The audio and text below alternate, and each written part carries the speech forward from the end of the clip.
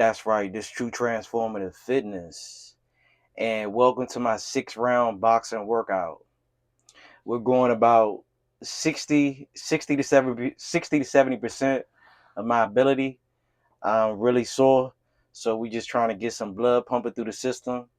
We're going 6 rounds with 45 seconds of rest in between each round. And as you see, we're starting off with the speed bag, building the rhythm, to get our heart rate up, to get everything, nice and warmed up. So so we don't so we can have efficiency in this workout. So as you see, I'm mixing up the rhythm. Sometimes I'm going 1, 2. Sometimes I'm sticking with just the left hand. Sometimes I'm going with the right hand. As you see, I'm gonna work my way around the speed bag. I'm not just gonna stay in place. But the whole point of the speed bag is to train you to keep your hands up no matter what, even when you're tired. You know what I mean? So so it's going to train you to do that. And it's going to build up your shoulder muscles. It's going to build up your posture because you're using your back, keeping your hands up like that. And also in addition to that, your core, especially when you start getting into the later on in the round, when you start feeling the fatigue kick in. That's when you got to really your shoulder muscles, back muscles, and core really gonna take over to keep that posture in place. So you see, I'm working my way around the bag, building the rhythm up. Could I be going faster? Yeah, I could. Yeah, I mean, but I'm not trying to murder the speed bag. But as long as the bag is moving the whole round, that's the goal, right? Because if we're moving around the whole time, we're building a rhythm. And not only that, we're burning calories. Yeah, we're gonna be leaning out, right? Moving around like this. So again, 3 minute rounds, 45 seconds of rest in between rounds. We're ensuring that the speed bag is moving the whole freaking time. All right, no breaks, no pausing. Just keep moving, building the rhythm up. Um, Again, the speed bag is also good too. Let's just say your legs are cooked or something like that, and you still want to get a good cardiovascular session in. You can just stand there and build the rhythm with your upper body without moving around. So it's more than a million ways to keep that body moving without making excuses on, oh, I don't have time, or this is too sore. You got so many different body parts you can work on. If you're not working on your muscular system, you should be working on your cardiovascular system, vice versa. So again, my muscular system is cooked. That's why we're going through the boxing workout today. All right. So this round is wearing down. I should be feeling nice and warmed up now. Hopefully, I should be breaking a sweat. Probably not, because you know your boy is in good shape, so it takes a while. All right. So we finished with this round. We about to glove up. And yeah, once we glove up, we're going to use the Cobra Reflex bag, the one that you're looking at right there. This builds speed, timing, distance, your cardiovascular. It checks really all the boxes. You know what I mean? I mean, outside of punching power. All right. But, again, the object of this round, while I'm still gloving up, is to keep the ball moving, keep that bag moving the whole time. You know what I mean? We're just imaging that bag is an opponent's head. Okay, okay, and then we're gonna just put our combinations together and get some head movement in there, and get that work in. Right, no excuses, because my shoulders are nice and warmed up now. So again, the whole object is to keep that cobra head moving. Okay, the illustration is that it's an opponent's head, and we just putting our combinations together, getting that head moving in, keeping our hands up, right? And if our hands ain't moving, our feet better be moving. If our feet ain't moving, our hands better be moving.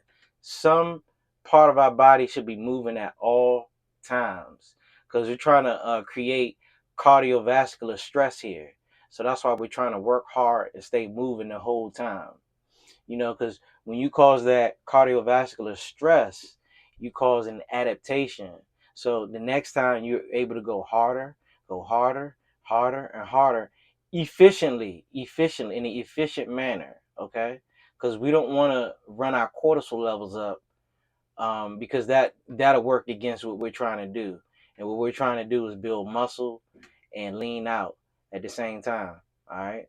So you see, I'm putting my combinations together, sticking to the DNA of the workout, keeping that bag moving, which is illustrating the opponent's head. Get my timing and my distance, working through the fatigue, because you see, I'm moving with a purpose the whole time, even though I'm only going 60 to 70% of my ability. All right, but I'm still making sure that I'm creating some kind of adaptation. Yeah, working my way around. Sometimes I'm going to the left, sometimes I'm going to the right. You don't just stand there in one spot. You got to pretend that the object you're working on is an actual physical opponent that can hurt you, okay, and that can move around. No one, when you're fighting anybody, stands there in one spot, okay? So, you want to make sure you're hitting them at all different angles, moving your head, moving your shoulders, some fainting in there, all that. You just making sure, you just want to keep the opponent guessing, right? You don't want to be predictable per se. All right. So we still working through this 3-minute round, 45 seconds of rest. Again, the 45 seconds is just going to consist of me moving the camera and pointing it at the next bag we're going to work on. All right, so that's my rest. So again, we're keeping the rest minimum because we want our metabolism to be sky high.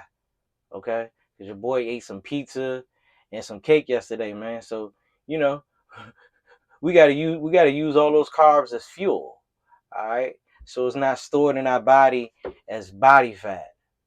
Okay, that's how you play that game. That's how you eat what you want to get away with it. You use it as fuel. You don't just sit around and become sedentary. You know, that's when your body starts storing your those empty calories. All right. So this next bag is a floor to ceiling bag.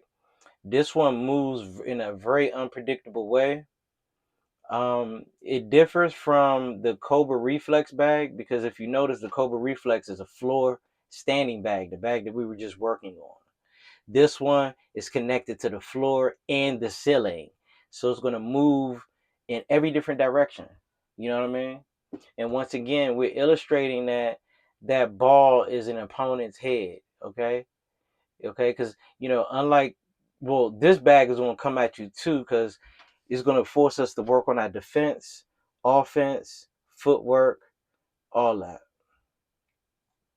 And most importantly, that cardiovascular. So the 45 seconds is up and I'm back to work, building my. Let me explain something else to you. When I'm going from bag to bag, like how you see, it takes a couple of punches to really get used to the new movement, to the new bag, or what so have you. You know what I mean? They all move different. They all have different resistance patterns, movement patterns, etc. That's why you want to work on as many different bags as possible. You know what I mean? Because it's a million different planes of motions that you can throw punches. So you want to master that, different shapes, different sizes, all that. Just like people are in different shapes and sizes, different weights, different heights, etc. So you want to mix everything up, and that's what we're doing. So I'm just trying to build a rhythm up. Yeah. Again, going 60 to 70% of my ability, right? Keeping my eye on the ball, right? It looks like I'm still building up a relationship with this particular bag. But again, we're working through muscular fatigue because I'm sore all over, like from resistance training. So I'm kind of moving kind of stiff a little bit due to that soreness. But the whole point of the workout is to work out all that lactic acid that's built up throughout my body. So after this workout, I'm gonna be very well. I am talking after this workout, yeah. So I'm already feeling limber, yeah. So the thing is, when you sore like that, isn't to sit around waiting for your body to heal. You gotta do something about it. You gotta move around, get that blood slushing around to work out all that lactic acid. Because when I'm moving around, I'm pumping fresh oxygenated blood throughout my body. So once my body gets rid of all that lactic acid and it replaces it with that oxygenated blood, you physically feel better and you start healing faster. You know what I mean? So that's what I'm working on now. You don't get there by going full tilt. You know what I mean? I'm gonna run my cortisol levels even further, and then I'm gonna cause more damage, which is gonna actually counteract what I'm trying to do. Right? So it look like I'm heating up a little bit. Punch with a little more confidence. Finding my mark. Yeah. Okay, this round is over. Just like that. All right, so 45 seconds. We're moving on to the next bag, which is, yep, the Heritage old school bag. A little facts about this bag. Is made of very, very high grade leather, the best on the market, right? But then that padding in the middle, you see where all that brown is, the darker brown, it has such a beautiful resistance to it to where you can actually punch this bag with no gloves and you won't mess your hands up. That's how beautifully constructed this bag is. But once we get into this round, like I said, it's 90 pounds. So we're gonna work on a little bit of punching power, not trying to like punch the bag through the walls or nothing like that, but we're gonna work on punching power and working from different angles, right? Trying to stress out that cardiovascular system, but at the same time, making sure we're throwing punches with correct form and keeping our posture and etc. in place. All right. So now I'm starting to work, building up a relationship with because the first two bags were focus bags. So now we're on to the heavy bag where it's more punching power. I can lay into it a little more. You know what I mean? Working on different modalities of the beautiful, beautiful science of boxing. All right. Such a beautiful sport. So you see, I got some movement with the bag now, and I'm trying to time my way around the bag, because I done put some energy into it. So now the energy is transferred to the bag and is moving around like an opponent. So you see, I'm when I'm hitting it up top, um, I'm illustrating that it's head shots to the opponent. To the middle is body shots, and so I'm working that whole hemisphere, right? Trying to stay busy the whole round, not standing still, not trying to catch my breath, keeping my hands up, you know, working up that sweat. Yeah, so when we do go full tilt, it's going to look that much more spectacular.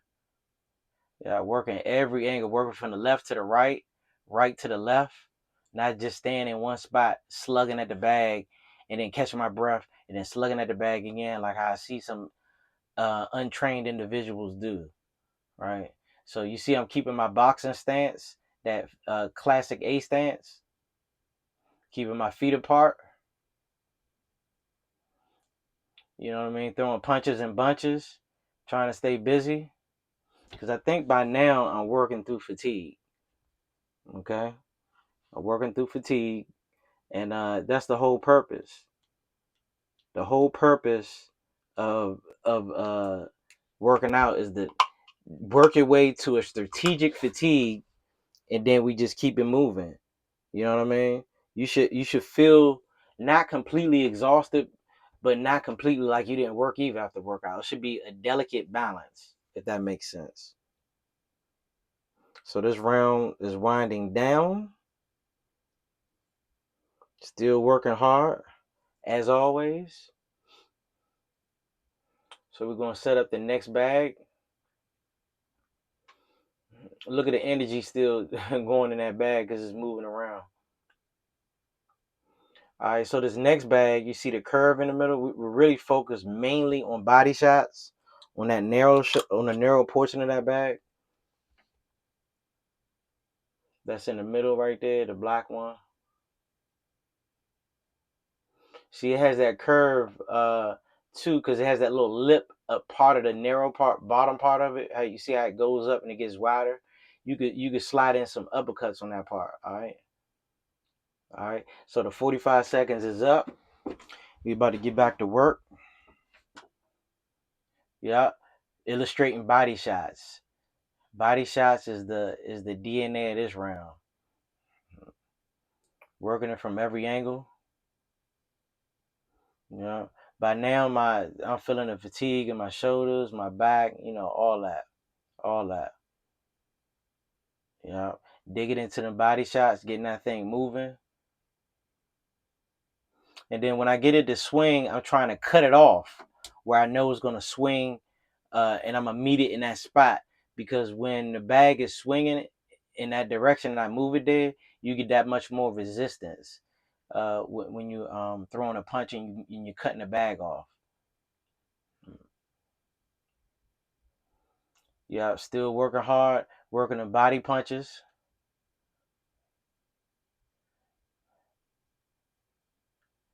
Yep. Uh, and again, this bag weighs 65 pounds. Okay. It's lighter than the previous one. And again, it moves different. The resistance is different. Keeping my heart rate up. Making sure we're staying busy the whole round. No laziness. We can rest when the rounds are over. You know what I mean? And another thing too, I normally go between 8 and 10 rounds. Okay. And so after this workout, again, like I told you, I'm sore. I got that sauna heating up in the background.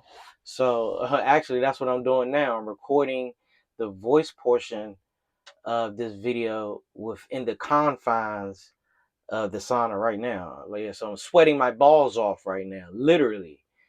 Yeah, it's 140 degrees in here. But again, this is more calories that we're burning because my heart rate was up after this boxing workout. Yeah, especially with resting, keeping the intensity high with only 45 seconds in between the round, you barely have any time to recover, right? So that's what you see me working through the fatigue. In the traditional boxing setting, the athletes rest a minute in between rounds. But, due to intensity factors, sometimes we do 30 seconds of rest. But in this particular scenario, we're doing 45 seconds. I gave myself an extra 15 seconds because I'm recording this for you all to show you that I work every day. The same thing y'all should be doing. So I gave myself 15 seconds to move the camera around, etc. Right? But I really only wanted 30 seconds. So we're still working through this. Yeah, I got a good sweat going on. I see the grimace on my face, so I know that I'm working through fatigue. All right. All right, this round is over. I get myself together. We're going to set up the next one. So we're going to hit the water bag next. That's the black one in the back. That bag, I'm going to spit out a couple of facts on it. It's filled with water. It's 160 pounds of water in that bag. And listen, when you punch this bag, it feels like a human because the water resistance in it, okay?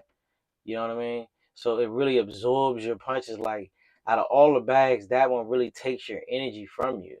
You know what I mean? Because water is such a resilient, it harnesses energy so well. So when you punch it, you know what I mean? It like take away your energy. And look, even I know y'all seen me on my I own a rowing machine, and a rowing machine has water resistance.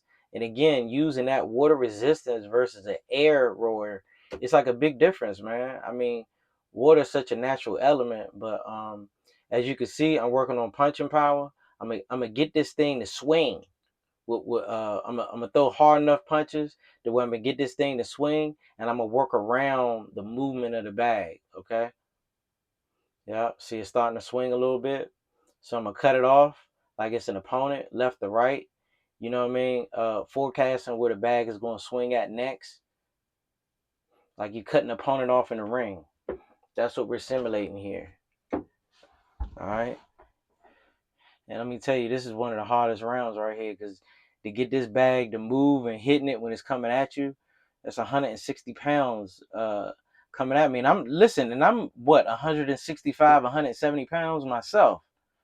So it's giving me good work. Yeah. Working the angles. When I'm punching up top, I'm simulating it's the face. Below that, the chest, and below that, the body, the core, the obliques, all that. Right. Keeping my hands up.